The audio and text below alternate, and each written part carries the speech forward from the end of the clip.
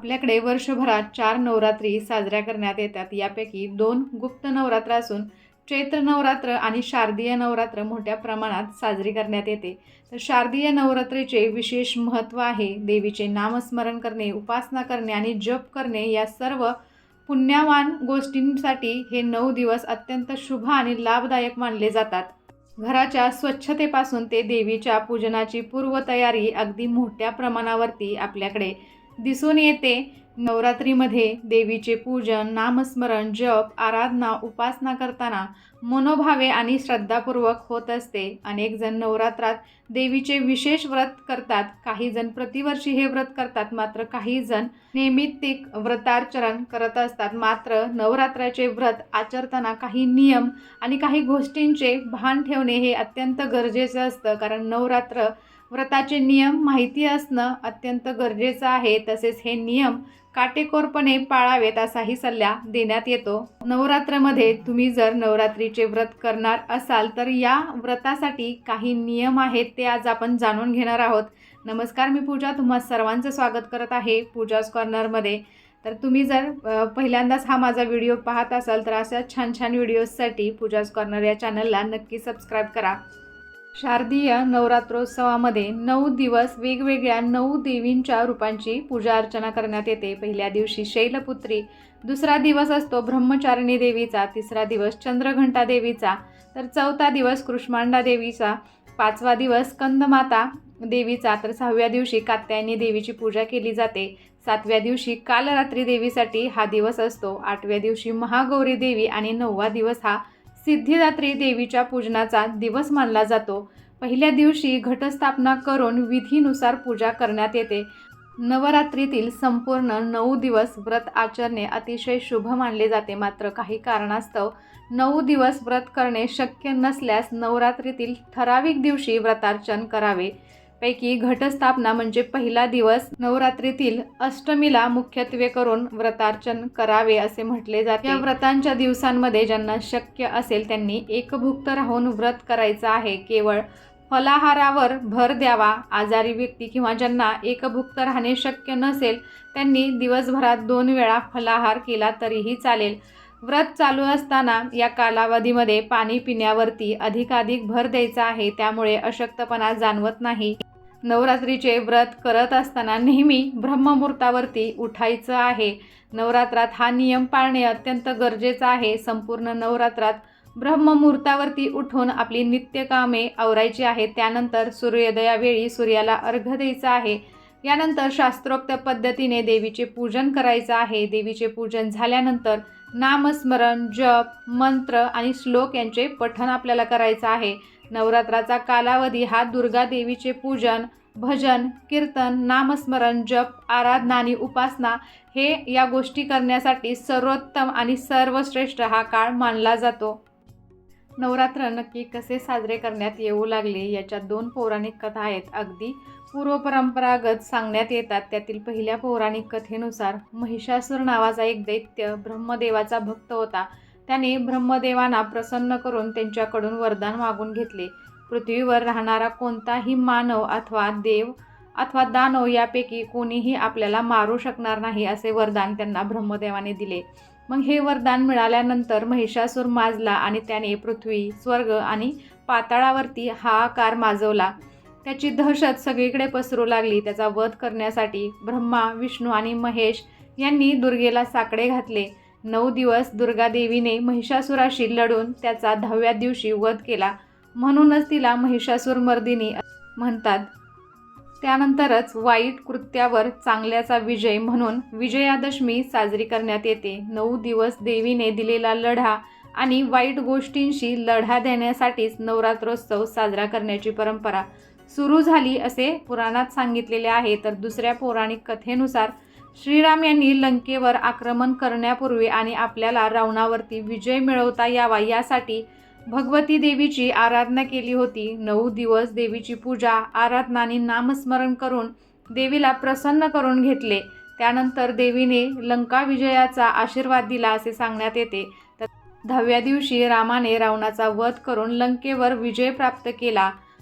आपल्या कुळाचाराप्रमाणे घरात घटस्थापना करण्यात येते. पहिल्या 3 दिवसात दुर्गेची पूजा करण्यात येते. ऊर्जा आणि शक्तीची देवता म्हणून दुर्गेची पूजा या दिवसांमध्ये करण्यात येते. फळं, फुलं, आरती आणि भजन स्वरूपात ही पूजा करण्यात येते.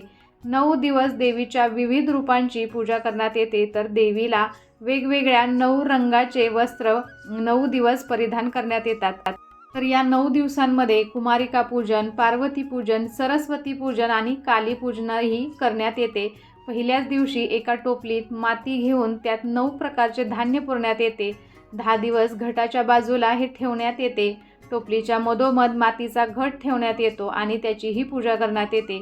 प्रत्येक दिवशी या घटावर एक माळ चढवण्यात येते. पूजेमध्ये 5 प्रकारची फळे असतात आणि ही माळ रोज 9 दिवस वेगवेगळी चढवली जाते. दर सकाळी संध्याकाळी धूप, दीप, आरती आणि देवीला नैवेद्य दाखवून देवीची पूजा करण्यात येते. या दिवसांमध्ये घटाजवळ दिवा तेवत ठेवला जातो. कुमारिकांमध्ये दुर्गेचे रूप असते असे मानण्यात येते. 9 कुमारिकांचे त्यांचे पाय धुवून आणि त्यांच्या आवडीचे जेवण करून पूजन करण्यात येते. तर त्यांना भेटवस्तू देखील देण्यात येतात.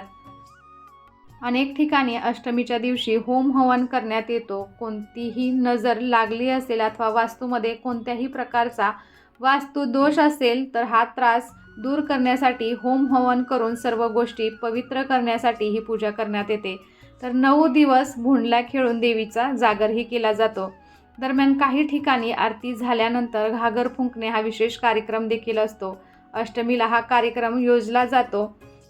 नवरात्रीमध्ये काय करावे हे आपण पाहून घेऊयात. तर हा एक अतिशय पवित्र सण आहे, म्हणूनच स्वच्छतेला प्राधान्य दिले पाहिजे. विशेषतः या काळात दररोज आंघोळ करा, स्वच्छ कपडे घाला आणि आपल्या देवघराची स्वच्छता देखील आपल्याला ठेवायची आहे. पहिल्या दिवशी प्रतिपदा तिथीला कलश प्रतिष्ठापना मुहूर्ताच्या वेळेस आणि विधीनुसार करावी. दिवसातून 2दा कलशासमोर तुपाचा दिवा लावावा आणि अखंड दीप जर तुम्ही ठेवला असेल तर त्याचीही काळजी घ्यायची आहे. आरती आपल्याला दोन्ही वेळेस करायची आहे. दुर्गा सप्तशतीचे पठण आपल्याला करायचं आहे. माता दुर्गाचे मंत्र आणि स्तोत्र आपल्याला या दिवसांमध्ये त्यांचा जप करायचा आहे. जर तुम्हाला उपवास करायचा असेल तर उपवास करा आणि धार्मिक विधीही पाळा. फक्त सात्विक अन्न खा आणि आत्मसंयम ठेवा. नवरात्रीच्या दरम्यान सर्व पवित्र वातावरण असते, म्हणून पूजा झाल्यानंतर आईची आपल्याला देवीची आरती करायची आहे. पूजेमध्ये कोणतीही उणीव किंवा चुका झाल्या तरी ती आरतीद्वारे पूर्ण होते.